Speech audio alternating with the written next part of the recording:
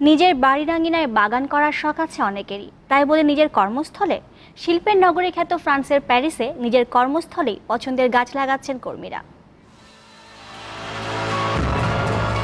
বহু বছর আগেই শিল্পের নগরীর খ্যাতি পেয়েছে ফ্রান্সের প্যারিস।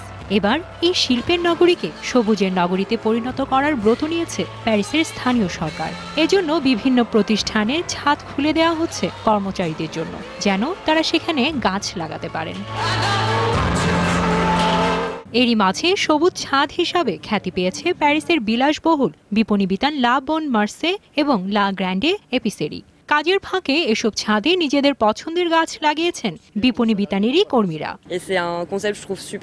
আইফেল টাওয়ারের দিকে তাকিয়ে গাছে পানি দেওয়ার অনুভূতি দারুণ। এভাবেই সব প্রতিষ্ঠানগুলো কাজ শুরু করলে দ্রুতই প্যারিসকে সবুজ শহরে পরিণত করা যাবে। কর্মচারীদের বাগান করার প্রশিক্ষণ দেওয়ার ব্যবস্থাও করেছে কর্তৃপক্ষ। আমার মনে হয় কর্মচারীরা সবসময় বাগান করার সুযোগ পায় না, তাই আমরা তাদের এখানে সব সুযোগ দিচ্ছি। নিজেদের রোপণ করা গাছের সবজি দেখে তারা খুবই খুশি হয়। 2020 সালের মধ্যে 100 হেক্টর সবুজ ছাদ করার পরিকল্পনা প্যারিসের স্থানীয় সরকারের। এই উদ্যোগ বিশ্বের অন্যান্য দেশকেও অনুপ্রাণিত করবে বলে আশা করছে তারা। সাবরিনা আফরোজ, দীপ্ত, বার্তা কক্ষ।